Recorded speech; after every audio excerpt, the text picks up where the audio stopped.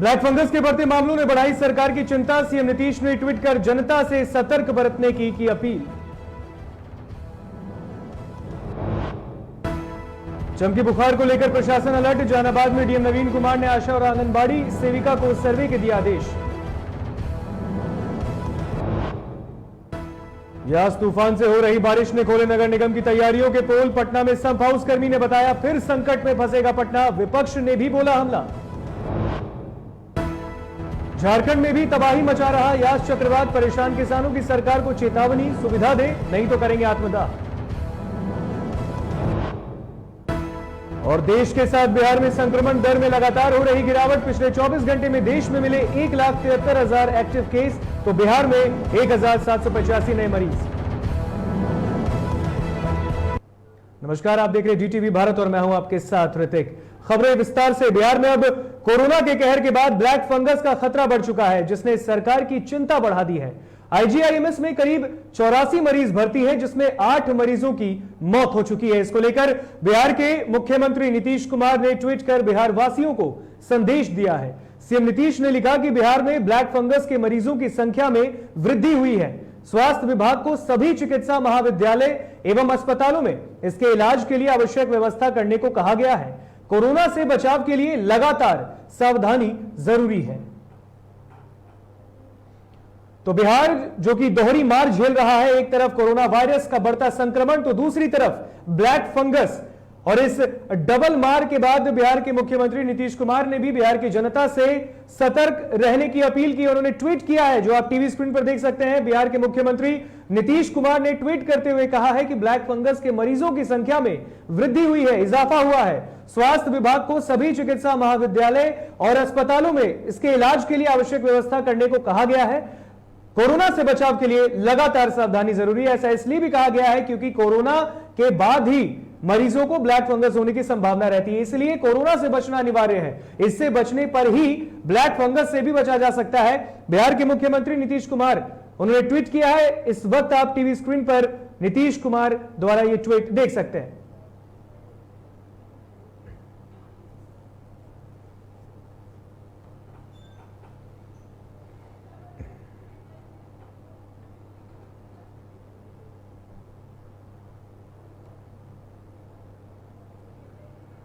तो black fungus पर अब बिहार सरकार भी चिंतित है। आपको बता दें कि 84 मरीज पटना के आईजीआईएमएस अस्पताल में 84 मरीज इस वक्त ब्लैक फंगस के भर्ती हैं, जिनमें 8 मरीजों ने दम तोड़ दिया है। इसके बाद बिहार सरकार भी चिंतित है और ब्लैक फंगस को लेकर लगातार लोगों से सतर्क रहने की अपील कर रही है। और इसी कड़ी में मुख्यमंत्री ने भी ट्वीट कर लोगों से सतर्कता बरतने की अपील की है।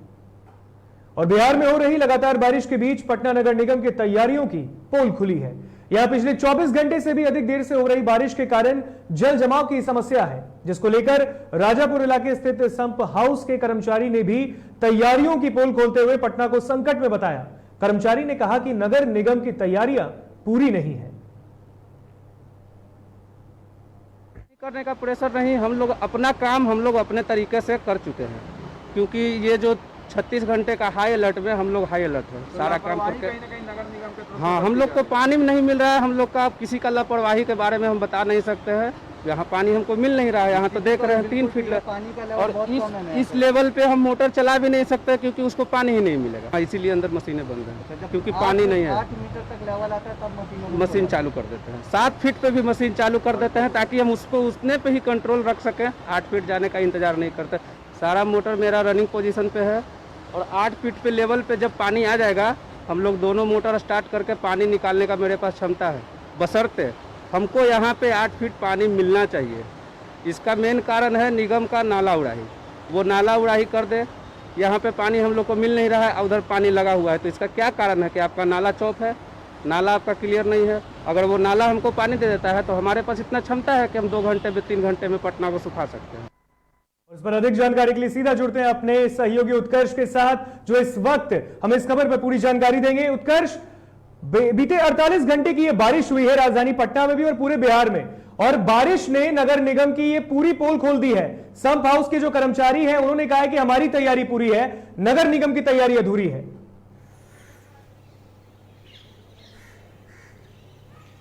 जी हाँ ऋतिक, ये इस बार जो बीते 2 दिन से राजधानी पटना और पूरे बिहार में बारिश हो रही है, कारण सिर्फ यश तूफान था, जिसकी वजह से हमने देखा है कि पूरी राजधानी पटना जलमग्न हो गई थी। वाटर लॉगिंग की सबसे बड़ी प्रॉब्लम राजधानी पटना में देखने को मिलती है, क्योंकि आए दिन जो बड़े बड़े होल्स हैं, नाले हैं, उसे साफ नहीं करती है नगर निगम। चाहे वो मंदिरी की बात की जाए, चाहे वो कंकड़बाग हो या फिर आशियाना दिघा रोड, इन सब जगहों पर नाला की सफाई नहीं हुई है, जिस वजह से जो कचरा है वो मेन होल में फंसा हुआ है और पानियां आ नहीं रही है। यही कारण है कि संप हाउस में करीब 3 फीट तक ही पानी आया है, और संप हाउस में अगर 8 फीट तक पानी ना होगा तो वो पानी खींच नहीं सकता राजधानी पटना से। तो कहीं ना कहीं यह विफलता है जो सरकार की दिख रही है। और दूसरी तरफ एक तरफ जो सरकार कहती है कि हम पानी राजधानी पटना से करीब 4 घंटे में निकाल के बाहर कर देंगे, वहीं नगर निगम 4 घंटे में घुटने भर पानी को लाने में सामर्थ है। बिल्कुल उत्कर्ष, एक सवाल, अगर आप खुद पटना की सड़कों का जायजा ले रहे थे और आपने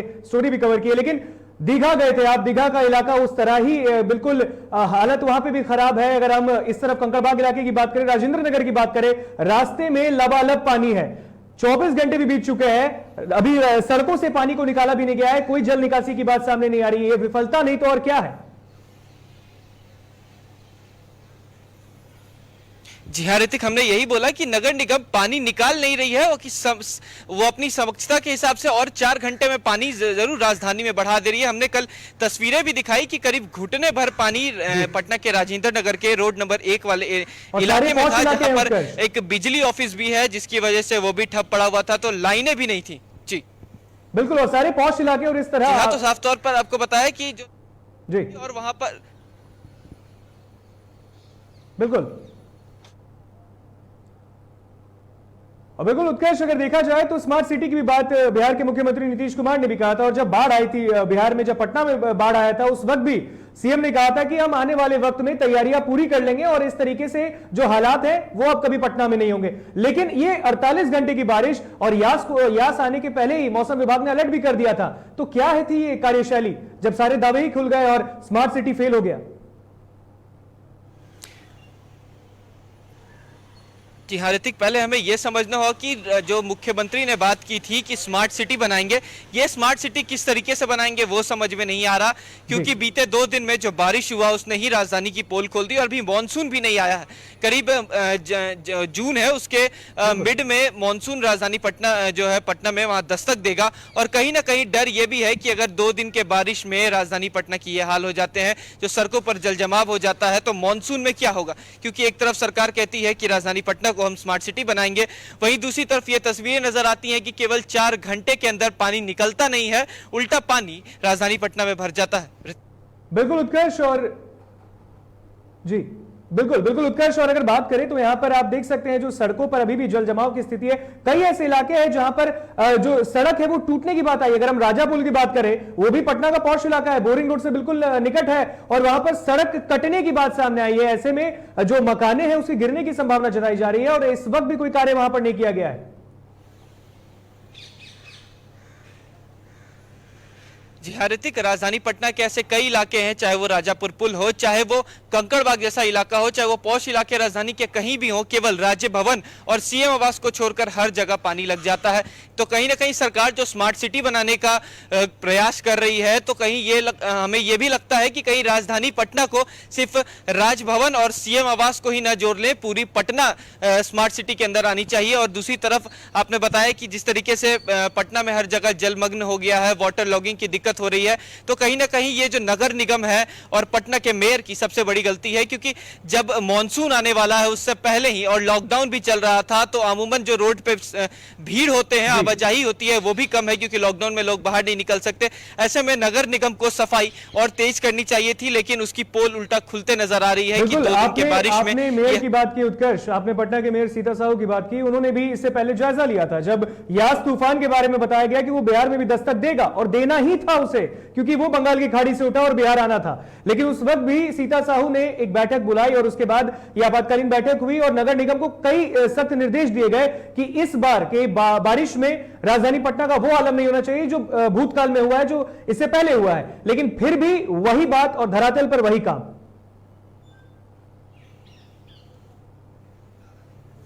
जी हाँ ऋतिक, करीब 2019 में जो पटना में बाढ़ आया था और पूरे बिहार में बाढ़ आया था, उससे भी पटना के मेयर नहीं सीख पाए और जो बिहार के मुख्यमंत्री हैं नीतीश कुमार, वो भी नहीं सीख पाए। इसीलिए बीते दिन हमने ये भी देखा है कि मुख्यमंत्री नीतीश कुमार ने समीक्षा बैठक की और जितने अधिकारी हैं, जितने भी जिलाधिकारी हैं अलग अलग जिलों के, उनसे भी बात की और एनडीआरएफ की टीम को भी तैनात किया गया, क्योंकि उन्हें पहले से आशंका जरूर थी कि बारिश की वजह से पटना में वाटर लॉगिंग हो सकता है और जो नगर निगम है, सरकार का एक अंग है, वो साफ तौर पर विफल नजर आता है। क्योंकि एक तरफ पानी सिर्फ 2 दिन की 24 घंटे की बारिश में, 48 घंटे की बारिश में ये हाल अगर होता है तो करीब मॉनसून राजधानी पटना और पूरे बिहार में 1.5-2 महीने तक रहता है। तो ऐसे में उस समय क्या होगा, तो कहीं सरकार एनडीआरएफ के साथ जो सड़कों पर जहाज उतारने की तो नहीं सोच रही है, क्योंकि स्मार्ट सिटी में कहीं वो जहाज भी न चलाते। बिल्कुल उत्कर्ष, आप लगातार अपने नेताओं से भी बात की, जो विपक्ष के नेता हैं, उन्होंने भी कहा है कि ये 24 से 48 घंटे की बारिश और इस तरीके का आलम राजधानी पटना में देखने को मिल रहा है, और जब पटना डूबा है तो सोच सकते हैं कि बिहार के अन्य जिले में क्या हालचाल होगा और क्या स्थिति होगी। तो विपक्ष का क्या कुछ कहना है सरकार को लेकर? जी हाँ ऋतिक, विपक्ष तो साफ तौर पर सरकार पर शुरू से हमलावर है, चाहे वो लॉकडाउन में लेट होने का कारण हो, चाहे लोगों तक राशन और सामुदायिक किचन में खाना नहीं पहुंचाने का कारण हो, और उन्हें एक कारण और मिल गया है कि पटना में वाटर लॉगिंग। आज राजद के प्रवक्ता ने भी डीटीवी भारत को इंटरव्यू देते हुए कहा है कि बिहार की ये स्थिति सिर्फ और सिर्फ मुख्यमंत्री की वजह से हुई है, और जो स्वास्थ्य मंत्री हैं वो मंगल पांडे नहीं, उनके शब्द बिगड़ गए। उन्होंने कह दिया कि वो अमंगल पांडे हैं, जो कि पीएमसीएच, एनएमसीएच जैसे अस्पतालों का हाल है कि वहां पानी घुस जा रहा है। एनएमसीएच कोविड डेडिकेटेड अस्पताल है और राजधानी पटना में स्थित है, वहां की ये स्थिति हो सकती है, तो और जगहों की क्या स्थिति होगी, क्योंकि बेड की किल्लत और ऑक्सीजन की किल्लत तो हमने पहले भी देखी है। पानी की वजह से लोगों को मरते हुए जरूर बिल्कुल अस्पताल की उत्कर्ष, अस्पताल की बात की गई। अगर बात करें पीएमसीएच की, सूबे का सबसे बड़ा कोविड डेडिकेटेड अस्पताल है, वहां पर कोरोना मरीजों का इलाज चल रहा है। चाहे हम बात करें एनएमसीएच की, उन तमाम अस्पताल के जो परिसर है वहां पर भी बारिश का पानी घुसा था, और बड़ी खबर सामने यह भी आई थी कि जो दरभंगा का डीएमसीएच है वहां पर भी जल जमाव की स्थिति है। तो जहां पर इलाज हो रहा है, जहां मरीज बैठे हैं, ऐसे में जब जल जमाव की स्थिति अस्पताल परिसर में होगी तो नई से नई बीमारियां इजाद हो जाएंगी। तो जिसका इलाज चल रहा है वो तो बीमारी लेके ही जाएगा ना।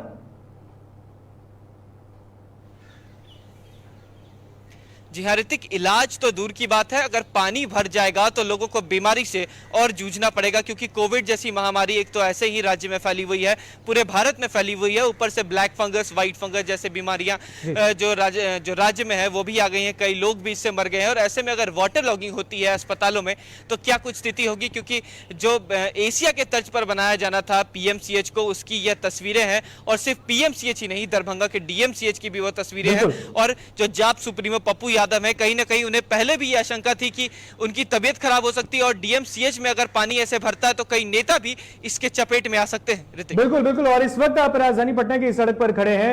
ये बारिश जो है वो अब रुक गई है, लेकिन बारिश रुकने के बाद जो जल जमाव की स्थिति है और जो हालात है सड़कों पर, मैं खुद चाहूंगा, ये हम चाहेंगे कि आप जरा स्थिति को दिखाएं। आप इस वक्त बाहर खड़े हैं, आप जरा कैमरे से दिखाएं कि क्या स्थिति इस वक्त राजधानी पटना, जहां सड़क पर आप खड़े वहां पर क्या कुछ स्थिति बनी हुई है। ऋतिक, हम आपको तस्वीरों में दिखा सकते हैं कि आप देखें कि पहले ये वाटर लॉगिंग हुआ है, करीब 2 दिन ही बारिश हुई है, और ये तस्वीरें रोड की हैं। और दूसरी तरफ नगर निगम की भी पोल खोलती है, क्योंकि जो गड्ढे बनाए गए थे सीपेज के लिए उससे भी भरा गया था, और पानी की वजह से ये धंस गए हैं।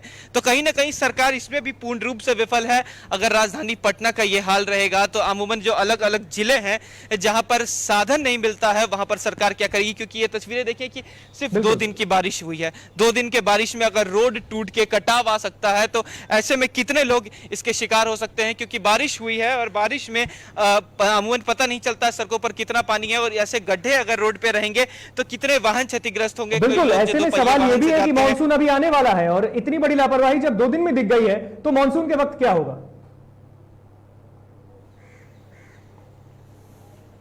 जी ऋतिक, हमने बताया तो कि स्मार्ट सिटी के तर्ज पर सरकार अब जब मॉनसून आएगा तो बारिश से निपटने के लिए जहाज चलाएगी और कहेगी लोगों को कि आप घर में रहें, क्योंकि जो तस्वीरें हैं वो हमने 2019 में भी देखी है।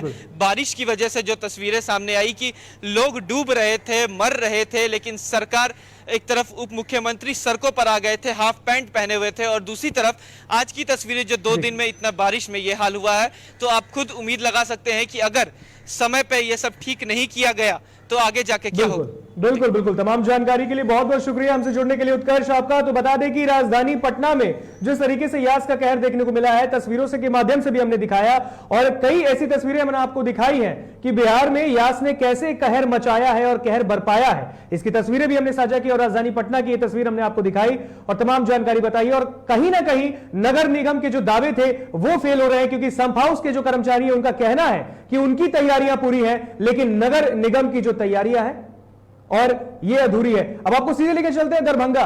यहां पर क्या कुछ तस्वीरें, ये दरभंगा का डीएमसीएच वार्ड है, आप देख सकते हैं। यहां भी एक तरफ कोरोना मरीजों का इलाज हो रहा है, तो दूसरी तरफ ये दरभंगा डीएमसीएच में अस्पताल परिसर के अंदर जहां पर इलाज हो रहा है मरीजों का, जहां बेड्स है, वहां पानी लगा है, गंदा पानी। और आप इससे ही आप सोच सकते हैं कि क्या कुछ स्थिति और सरकार की जो कार्यशैली है उसकी किस तरीके से पोल खुलती दिख रही है। एक तरफ मरीज जो अपनी जिंदगी के लिए, अपने चंद सांसें के लिए लड़ रहे हैं, तो दूसरी तरफ ये बारिश का पानी जब अस्पताल के अंदर घुसता है तो दूसरी तरफ से अलग बीमारियों का ये जो है इजाद होता है। और इस तरीके की तस्वीर बिल्कुल आप देख सकते हैं कहीं से भी मुनासिब नहीं है।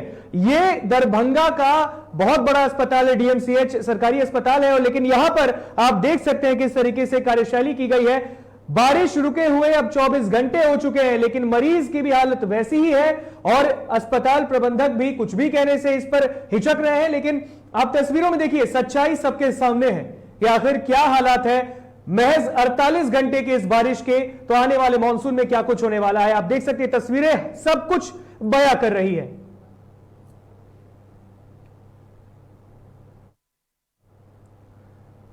तो दरभंगा डीएमसीएच के अंदर ये पानी घुस गया है, जिसकी वजह से मरीजों को भी काफी परेशानी देखनी पड़ रही है। तस्वीरें देखिए आप डीएमसीएच परिसर की, लबालब पानी भरा है, लेकिन इसे निकालने वाला कोई नहीं है, इसके निकासी के लिए कोई अब तक नहीं आया है और मरीज इसी गंदे पानी में अपना इलाज करा रहे हैं। और आगे खबरें और भी है, लेकिन यहां रुकेंगे एक छोटे से ब्रेक के लिए। ब्रेक के बाद जल्द हाजिर होंगे।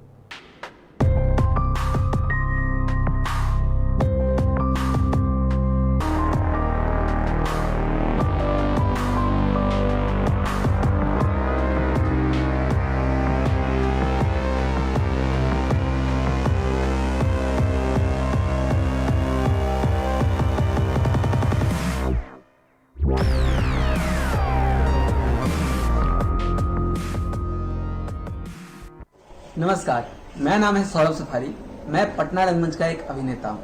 कुछ दिन पहले मेरा कोरोना का रिपोर्ट पॉजिटिव आया था, जिसको सुनते ही मेरे घर वाले, मेरे दोस्त सब लोग परेशान हो गए थे। ऐसी स्थिति में मैं घबराते हुए नहीं बल्कि हौसले से और समझदारी से काम लेते हुए डॉक्टरों की सलाह पर घर में ही रह करके खुद का इलाज किया और सारी सुविधाएं ली और दिन में 3 बार भाप लिया और जो भी चीज़ होता है इन चीज़ों पर संयम रखा और इन चीज़ों का काम किया।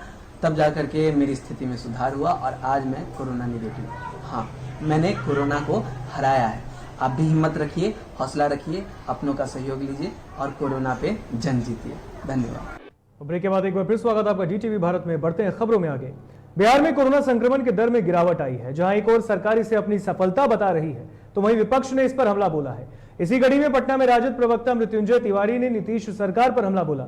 उन्होंने कहा कि बिहार में कोरोना का जो दर है वो कम होने का कारण लॉकडाउन है, तो सरकार इस पर वाहवाही ना उठाए, क्योंकि बिहार की जो स्थिति है वो पूरा देश जानता है, न दवाई है न बेड है। गिरते कोरोना संक्रमण दर के लिए सरकार जो उत्साहित है और अपनी पीठ थपथपा रही है, ये लोगों को पता है कि सरकार किस तरह से नाकाम रही थी कोरोना संक्रमण के चैन को तोड़ने में। सरकार की कोई उपलब्धि नहीं है अगर आज कोरोना संक्रमण का दर कम हो रहा है। ये तो लॉकडाउन का नतीजा है और जो लोगों ने, आम लोगों ने एहतियात बरता और आज भी सरकार के द्वारा जो डाटा आंकड़ा दिया जा रहा है उसकी सत्यता पर भी सवाल खड़े हो रहे हैं, क्योंकि गांवों में, कस्बों में, टोलों में ये कोरोना फैल चुका है और वहां तो जांच हो ही नहीं रहा है। तो सरकार का फर्जी डाटा आंकड़ा, कोरोना जांच घोटाला भी पहले सामने आया है। इसलिए आज सरकार को पीठ थपथपाने की जरूरत नहीं है। ये सरकार की नाकामी का नतीजा रहा कि लाशों के ढेर पर बिहार खड़ा हो गया। कटिहार में केंद्र सरकार के 7 साल पूरे होने पर भाजपा युवा मोर्चा की तरफ से सदर अस्पताल स्थित ब्लड बैंक में रक्तदान शिविर का आयोजन किया गया। वहीं इस शिविर में भाजपा जिला अध्यक्ष विधान पार्षद अशोक अग्रवाल और भाजपा युवा मोर्चा के जिला अध्यक्ष के साथ साथ बड़ी संख्या में बीजेपी कार्यकर्ता उपस्थित रहे। इस मौके पर विधान पार्षद ने कहा कि सरकार हमेशा ही सामाजिक सेवा करती रहती है।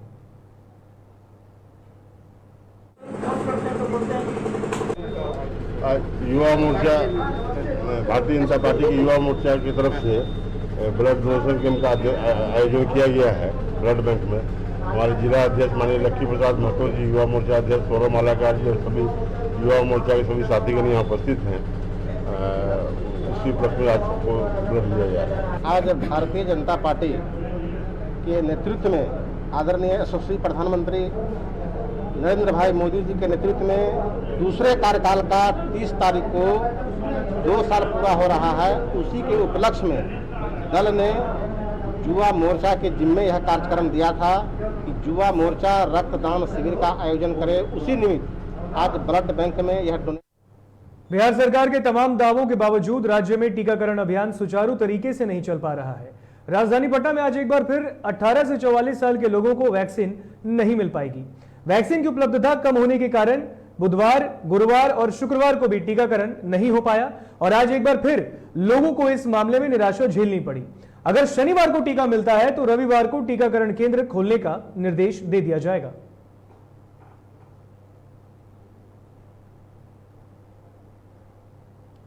नालंदा में कोरोना से बचाव के लिए चल रहे वैक्सीनेशन कार्य और कोरोना के संभावित तीसरी लहर की तैयारी को लेकर पटना प्रमंडल के प्रमंडलीय आयुक्त के निर्देश पर संयुक्त आयुक्त ने बिहार शरीफ सदर अस्पताल का जायजा लिया।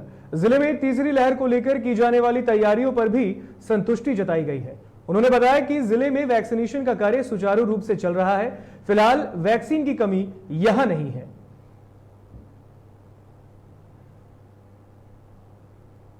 मेरी बात स्पष्ट कर दूं, कोई निरीक्षण नहीं किया गया है। हम लोग केवल देखने के लिए आए जो वैक्सीनेशन का क्या स्थिति चल रहा है या जो आगे वेव की बात हो रही है उसमें क्या तैयारी हो रही है, केवल ये देखने के लिए हम लोग आए थे।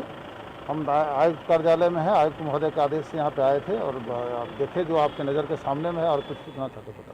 सर कितना संतुष्ट पाया आपने? नहीं, अभी तो ठीक है, चल रहा है। वैक्सीनेशन का डोज अभी लोग लेने वाले लाइन में है और अभी है भी। आगे जिस तरह से कमी होगा लोग लाएंगे।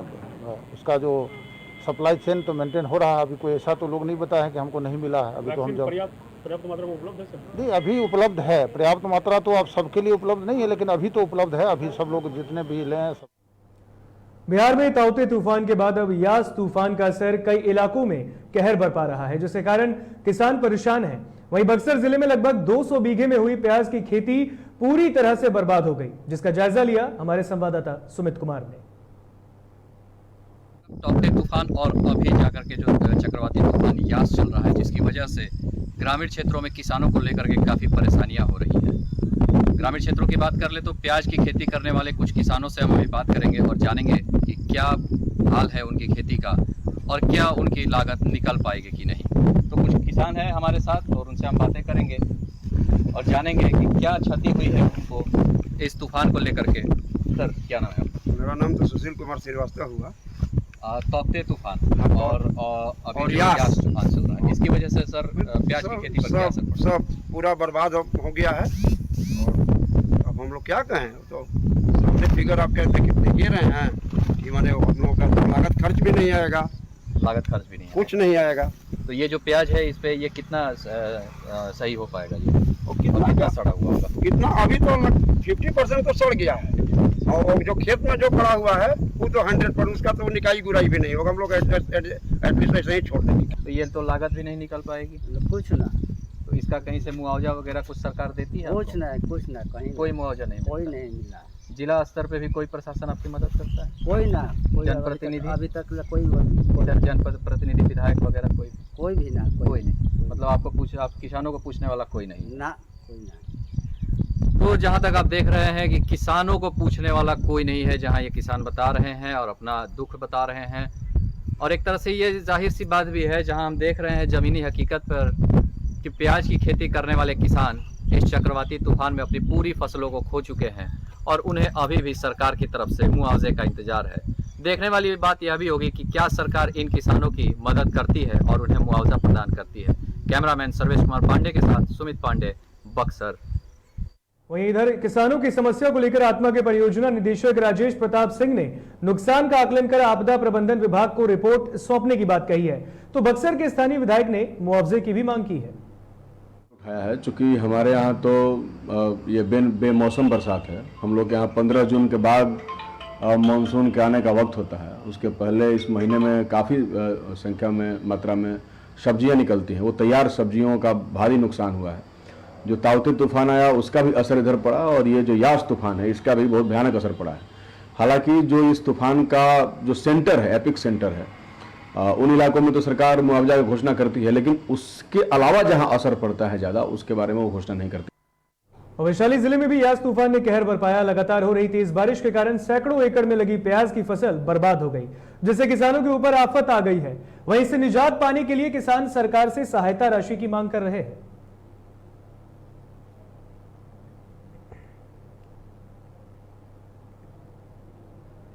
और फिलहाल खबरों में इतना ही। यहां में दीजिए इजाजत। देखते रहिए GTV भारत। नमस्कार।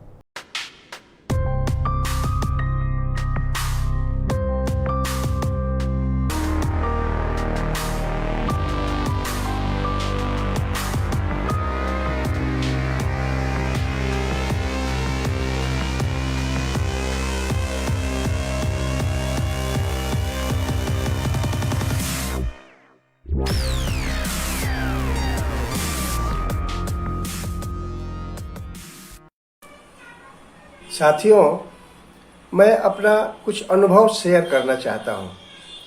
मेरा नाम नंदलाल सिंह है। मेरे परिवार के सभी सदस्य लगभग कोरोना से संक्रमित हो गए थे। घर में एक पैनिक की स्थिति बनते जा रही थी, लेकिन मैंने धैर्य से काम लिया। सभी सदस्यों को मैंने हंसाना शुरू किया, उनको बहलाना शुरू किया, उनसे दूरी तो बनाए रखी, मास्क का इस्तेमाल किया, लेकिन इमोशनल डिस्टेंस नहीं रखा। उन सबों के साथ बात करना, समय पर उन लोगों को खाना दिलवाना, आयुर्वेदिक दवाएं कुछ जैसे नींबू, दूध, हल्दी आदि, लहसुन इत्यादि का प्रयोग जो होता है वो कराते रहा। कुछ इंग्लिश मेडिसिन्स जो डॉक्टर्स ने प्रिस्क्राइब किए थे, जैसे डॉक्सीसाइक्लिन, लिम्सी, कुछ जिंक से संबंधित दवाएं, ये भी चालू रखी। और सबसे बड़ी बात थी कि उन लोगों को हमेशा खुश रखना शुरू किया। फिजिकल डिस्टेंस रखा, लेकिन इमोशनल डिस्टेंस नहीं रखा। इसलिए आप लोगों से अनुरोध है, भय नहीं करें। कोरोना एक वायरस है, जिस तरह से आम वायरस होता है। हंसते खेलते रहिए, मोरली बूस्टअप रहिए। आपको कोरोना कुछ नहीं बिगाड़ सकता। आपको बहुत बहुत धन्यवाद। नमस्कार।